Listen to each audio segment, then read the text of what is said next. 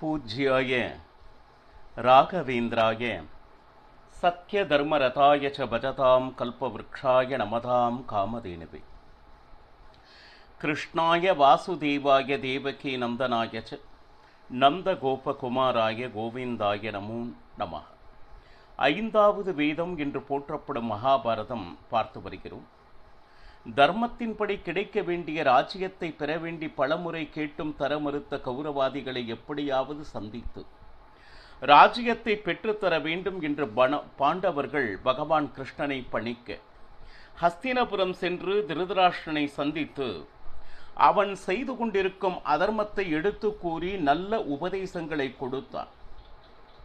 பகவான் கிருஷ்ணரை தொடர்ந்து பரசுராமர், கண்வ ரிஷிகள், நாரதர், காந்தாரி இப்படி அத்தனை பேர் சொன்னாலும் எதையுமே செவி முடுக்கவில்லை. மாறாக தூதுவனாக வந்த பகவான் கிருஷ்ணனையே கட்டி போடு எத்தனைக்க விஸ்வரூப தரிசனத்தை பக்தர்களுக்கு காட்டி இதனுடைய முடிவு யுத்தமே என்று தீர்மானித்து குந்தியை சந்தித்தார்.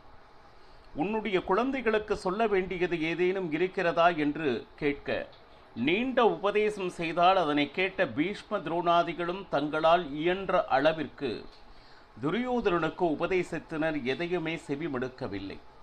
கர்ணனை பகவான் கிருஷ்ணன் சந்தித்து அவனுடைய பிறப்பின் ரகசியத்தை கூறினான்.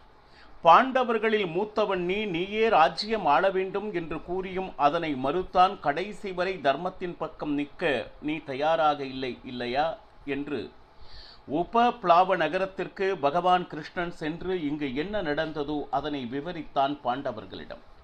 இன்னும் 7 நாட்களில் யுத்தம் என்பதனை அறிந்த தர்மராஜன் குருக்ஷேத்திரத்திற்கு சென்று கூடாரங்களை அமைத்து யாக யஜ்ஞங்களை செய்து தான தர்மங்களை அளித்தான். சகுனியின் மகனான உலூக்கனை துரியோதனன் பலவிதமான உபதேசம் கூறி அனுப்பினான். பாண்டவர்களை எப்படியெல்லாம் அவருடைய மனதை காயப்படுத்த முடியுமோ அப்படிப்பட்டது அந்த உபதேசம். அதனை கேட்ட பின்னும் நீ தாராளமாக இங்கு இருக்கலாம் அல்லது விருப்பப்பட்டால் செல்லலாம் என்று தர்மராஜன் கூறினான். இது தர்மராஜனுடைய தயை, இதுவே அவனுடைய பலம் மற்றும் பலவீனம். இப்போ போரில் நாம் ஜெயிப்போமா என்பதற்கு ஏதாவது சகுனங்கள் இருக்கிறதா என்று திருதராஷ்டிரன் வேதவியாசரிடம் கேட்டார். அப்போ சகுன சாஸ்திரம் என்பதை பற்றி விரிவாக பதிலளித்து சஞ்சயனுக்கு திவ்ய திருஷ்டியை கொடுத்து வேதவியாசர் சென்றார். அப்பொழுது இந்த உலகம் எப்படிப்பட்டது, பஞ்சபூதங்களுடைய குணம் என்பதனை கேட்டறிந்தார் திருதராஷ்டிரர். சென்று சில நாட்கள் கழித்து திரும்பி வந்தான் சஞ்சயன். அப்பா, மகாபாரத போர் என்ன ஆனது என்று கேட்க 10ஆம் நாள் போரில் பீஷ்மர் வீழ்ந்தார் என்று ஆரம்பித்தான். அதை கேட்டவுடன் ஐயோ, என்னுடைய பிள்ளைகளையெல்லாம் இவர் நிச்சயம் காப்பார் என்று நம்பியிருந்தேனே, நானே அவரது சாவிற்கு காரணமாகி விட்டேனே என்று பதைத்தான் திருதராஷ்டிரன். அப்போ பீஷ்மாச்சாரியாரே வீழ்ந்தார் என்றால் அங்கு யுத்தத்தில் என்ன நடந்தது என்பதனை திருதராஷ்டிரன் கேட்க சஞ்சயன் முதல் நாளில் இருந்து பீஷ்மர் வீழ்வது வரை சொல்லி முடித்தான். இப்பொழுது அடுத்து என்ன நடக்கின்றது என்பதனை நாம் பார்த்து கொண்டிருக்கிறோம். இப்போ 11வது நாளில் பார்த்தோம்னா யார் அடுத்த சேனாதிபதி என்று துரியோதனன் கர்ணனிடம் கேட்க கர்ணன் துரோணாச்சாரியாரே மிகச் சிறந்தவர், வயதிலும் சரி வீரத்திலும் என்று பரிந்துரைக்க துரோணாச்சாரியாரிடம் துரியோதனன் கேட்டுக்கொண்டது ஒன்றே நீங்கள் தர்மராஜனை சிறை பிடிக்க வேண்டும் அப்படின்னு சொல்லிட்டு உடனே பரவாயில்லை, பாண்டவர்களை கொல்லு என்று சொல்வதற்கு பதிலாக சிறைப்பிடி என்று தானே சொல்கிறான். அப்போ தர்மராஜனுடைய முழுமையான எதிரியாக இருக்கக்கூடிய துரியோதனனுக்கு கூட தர்மராஜனை கொல் என்கின்ற அந்த வார்த்தை வரவில்லை இல்லையா அப்படின்னு சொல்லிட்டு மிகவும் சந்தோஷப்பட்டார் துரோணாச்சாரியார். ஆனால் அந்த ராஜதந்திரம் என்ன என்றால் தர்மராஜனை மீண்டும் சிறை பிடிக்க வேண்டும், அவனை பகடை ஆட்டத்திற்கு அழைக்க வேண்டும், மீண்டும் அவர்களை வனவாச அஞ்ஞானவாசத்திற்கு அனுப்ப வேண்டும். அப்பொழுது அவர்களுடைய அனைத்து ராஜ்யத்துக்கும் தானே சர்வாதிகாரியாக அனுபவிக்க வேண்டும். இதுதான் துரியோதனன் மனசில் இருந்ததே ஒழிய தர்மராஜனை கொல்லக்கூடாது, அவன் பாவம், அந்த மாதிரி எந்த விதமான சிந்தனையும் துரியோதனிடம் இல்லை என்பது உண்மை. அப்போ 11வது நாள் போரில் துரோணாச்சாரியார் எவ்வளவோ போராடியும் ஆனால் வெற்றி யாருக்கு என்றால் பாண்டவர்களுக்கு. சைன்யங்களை திருப்பி எடுத்தார். அன்று மாலை துரியோதனன் துரோணாச்சாரியாரிடம், பாருங்க, அவ்வளவு தூரம் நீங்கள் சொன்னீர்கள், ஆனால் இன்னுமே உங்களுடைய முழுமையான திறமையை வெளிப்படுத்தவில்லை. அப்போ துரோணாச்சாரியார் கூறுகிறார் துரியோதனிடம், அப்ப நான் ஏற்கனவே சொன்னேன் இல்லையா, அர்ஜுனன் என் முன் இருக்கும் வரை தர்மராஜனை ஒன்றும் செய்ய முடியாது. அப்போ ஒரு உபாயம் செய்வோம். முதலில் அர்ஜுனனை வேறு இடத்திற்கு மாற்றுவதற்கு நாம் ஏற்பாடு செய்வோம் அப்படின்னு சொன்ன உடனே சுஷர்மன், விராட்டராஜன் அந்த பசு தொழுகையில் அந்த பசுவை களவாட வந்தவனில் இவனும் ஒருவன். சுஷர்மன் சொன்னா, நீங்கள் அதை பற்றிய கவலைப்படாதீர்கள், நான் அர்ஜுனனை வெகு தூரம் சென்று கொண்டு செல்கிறேன், நீங்கள் துரோணாச்சாரியாரை சிறைப்பிடியுங்கள் அப்படின்னு சொல்லிட்டு அவனுக்கு பார்த்தோம்னா 5 சகோதரர்கள் வேற இருந்தாங்க. சத்யரதா அப்படின்னு சொல்லிட்டு, சத்ய தர்மா அப்படின்னு சொல்லிட்டு, சத்யவர்மா அப்படின்னு சொல்லிட்டு, சத்யேஷா, இப்படி அவர்களுடைய புதல்வர்கள். இவர்களுக்கு சம்சப்தகர்கள் அப்படின்னு சொல்லிட்டு அவருடைய பேரும் உண்டு. அது மட்டுமா அப்படின்னா மாளவ தேசத்தை சேர்ந்தவர்களும் துண்டிகீரர்கள் அப்படின்னு சொல்லிட்டு இவர்களெல்லாம் கௌரவர்களுக்கு சகாயமானவர்கள். அது மட்டுமா மச்சிசி அப்படின்னு சொல்லிட்டு மத்ரா நகரத்து ராஜர்கள், அப்புறம் குரூச ராஜத்து சைன்யங்கள், இவை அனைத்தும் ஒன்று சேர்ந்து ஒரே நோக்கம் என்ன அப்படின்னா அர்ஜுனனுடைய தடத்தை மாற்ற வேண்டும். அவனை அந்த இடத்திலிருந்து வெகு தூரத்திற்கு கொண்டு சென்று விட்டால் அப்போ துரோணாச்சாரியார் நேரா தர்மராஜனை சிறைப்பிடிப்பது எளிது என்ற திட்டத்தோடு 12வது நாள் யுத்தம் பிராரம்பம் ஆனது. இப்போ என்ன ஆச்சுன்னு கேட்டீங்கன்னா, இவர்கள் அனைவரும் அர்ஜுனன் எதிர் நின்று எங்களுடன் சண்டைக்கு வா என்று அழைக்கிறார்கள். இந்த மாதிரி வீரர்களை சண்டைக்கு வா என்று அழைத்தால் செல்லாமல் இருப்பது அப்படிங்கிறது நிச்சயமாக இழுக்கான விஷயம். இந்த நேரத்தில் அவன் செல்வதாக அர்ஜுனன் உத்தேசித்தான். ஆனால் தர்மராஜன் கூறினான், இன்று துரோணாச்சாரியனுடைய முழுவதுமான பார்வை என் மேல் இருக்கிறது அர்ஜுனா, நீ செல்வது அவ்வளவு நல்லதல்ல அப்படின்னு சொல்லிட்டு தர்மராஜன் சொன்னான். அதற்கு அர்ஜுனன், நீங்கள் கவலைப்படாதீர்கள், திருஷ்டத்யும்னன் இருக்கிறான், உனக்கு முழு பலத்தை கொடு காண்பித்து உன்னை எப்படியும் காப்பாற்றுவான். மட்டுமல்லாமல் சத்யஜித், இவா 2 பேரும் உங்களுக்கு அரணாக இருந்து காப்பார்கள், அந்த கவலையே நீங்கள் படாதீர்கள் என்று அர்ஜுனன் இவர்கள் அனைவரும் அழைத்ததன் பேரில் பாருங்க, அவர்கள் அந்த யுத்த களத்திலிருந்து வெகு தூரம் அர்ஜுனனை அழைத்து சென்று விட்டார்கள். இப்போ இந்த இடத்துல பார்த்தோம்னா துரோணாச்சாரியார் தர்மராஜரை எப்படியாவது சிறைப்பிடித்து விட வேண்டும் என்று வருகிறார். முன் அரணாக நின்றவன் யார் அப்படின்னா முதல்ல திருஷ்டத்யும்னன். திருஷ்டத்யும்னனும் துரோணாச்சாரியருக்கும் சரியான போர். ஏன்னா துரோணாச்சாரியாரை அழிக்க வேண்டும் என்கின்ற ஒரே காரணத்திற்காக இந்த உலகத்தில் உதித்தவன், அதுவும் அக்னியில் இருந்து திருஷ்டத்யும்னன். பயங்கரமான போர். பார்த்தார், நம்மளுடைய வேலை குறி என்ன அப்படின்னா இன்று தர்மராஜனை சிறைப்பிடிக்க வேண்டியது.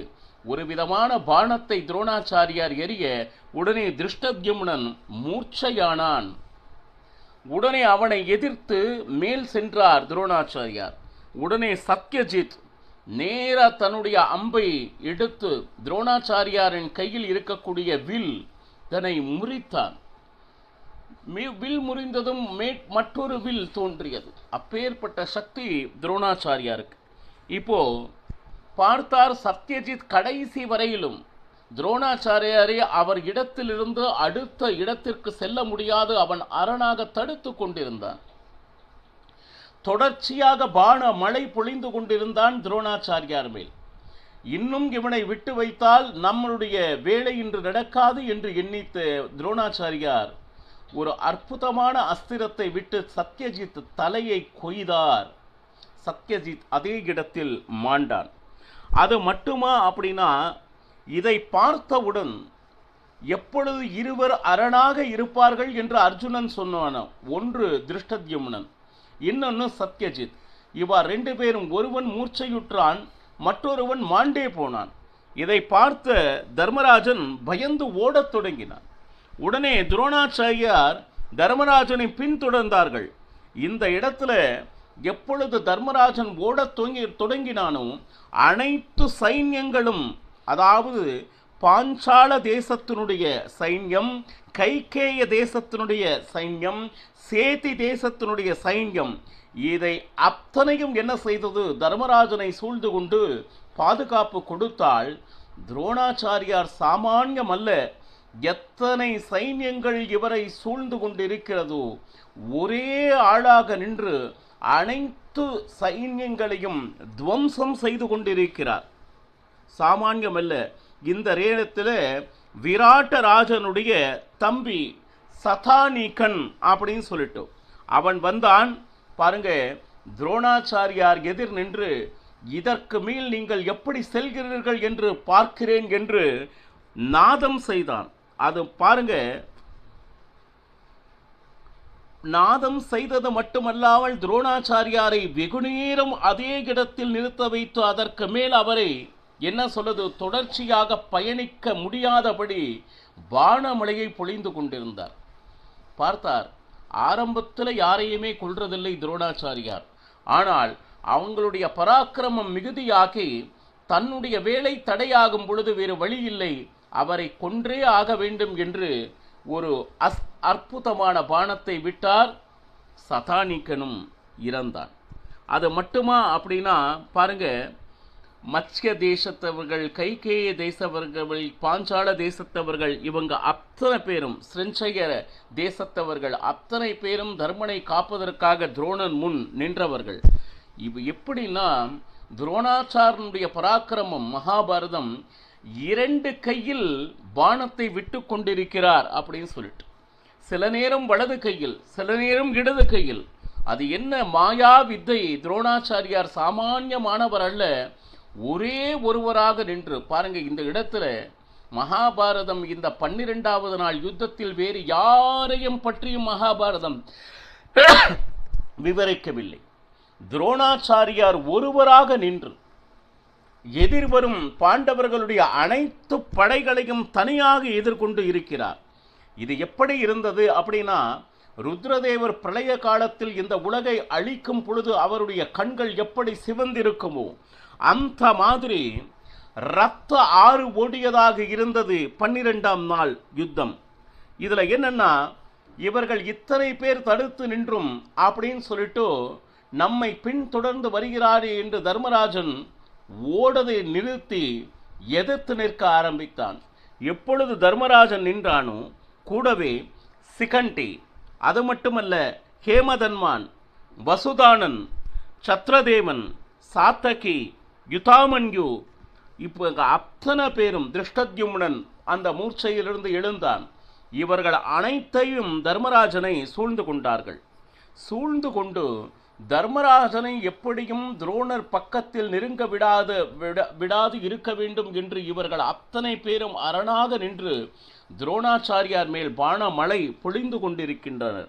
ஆனால் எப்பேற்பட்ட பானங்களை விட்டு கொண்டிருந்தாலும் துரோணாச்சாரியாரை இவை அனைத்தும் சென்று எதுவுமே செய்ய முடியவில்லை. இதுல என்னன்னா, அந்த சேனையின் மத்தியத்தில், அதாவது நடுவில் நின்று கொண்டு அனைவரையும் என்ன சொல்லுது, வசுதானன் மிக வீரன், மகாரதன், துரோணாச்சாரை எரித்து பானமழை பொழிந்து கொண்டிருந்தான். பார்த்தார், வசுதேனன் மேலே ஒரு திவ்ய அஸ்திரத்தை விட்டார். வசுதானனும் இறந்தான். அது மட்டுமல்ல, சுதக்ஷணன், அவன் பார்த்தவனா நேர அம்பினை விட்டார். விட்ட உடனே துரோணாச்சாரியனுடைய ரதம் முறிந்தது அப்படின்னு சொல்லிட்டு. இதுல என்னன்னா, ரதம் முறிந்தாலும் தான் எந்த விதத்திலும் குறைவானவர் அல்ல என்று அற்புதமான போரை துரோணாச்சாரியார் நிகழ்த்தி கொண்டிருக்கிறார். அவரை எதிர்த்து எத்தனை சைன்யங்கள் வந்தாலும் ஒருவராக எதிர்கொண்டு இருக்கக்கூடிய அந்த பராக்கிரமத்தை தூர இருந்து துரியோதனன் ரசித்து கொண்டிருக்கிறான். அவர் கர்ணனிடம் கூறுகிறார், இன்று பாண்டவருடைய சைன்யம் முடிந்தது அப்படின்னு சொல்லிட்டு. கர்ணன் சொல்றா, துரியோதனா, நீ அப்படி தயவு செய்து எண்ணாதே. பாண்டவரை எளிதாக எண்ணிவிடாதே. ஏனென்றால் அவர்கள் அருகில் பீமசேனனும் பகவான் கிருஷ்ணனும் இருக்கும் வரை நிச்சயமாக எவ்வளவு பலசாலி இருந்தாலும் பாண்டவர்களை தோற்கடிக்க முடியாது. அவர்கள் வீழ்ந்தாலும் மீண்டும் எழுவர் துரியோதனா. அது மட்டுமா அப்படின்னா, துரோணாச்சாரியார் ஒருவராக நின்று அனைத்து சைன்யங்களையும் துவம்சம் செய்து கொண்டிருக்கிறார். நாம் சகாயத்திற்கு செல்ல வேண்டும் என்று கர்ணன் கூற, துரியோதனன் இது சரி என்று துரியோதனனும் மற்றும் யானை சைன்யங்களை அழைத்து கொண்டு துரோணாச்சாரியாருக்கு சகாயமாக செல்வதை பார்த்த பீமசேனன் நேரா துரியோதனன் மண் வந்து நின்றான். இப்ப துரியோதனனுக்கும் பீமசேனனுக்கும் கூட இருக்கின்ற அந்த கஜ சைன்யத்துக்கும் பயங்கரமான யுத்தம் நடந்து கொண்டிருக்கிறது. மேலும் என்ன நடந்தது என்பதனை நாளையும் பருகலாம். சர்வம் ஸ்ரீ கிருஷ்ணார்ப்பணமஸ்து. ஹரே ஸ்ரீனிவாசா.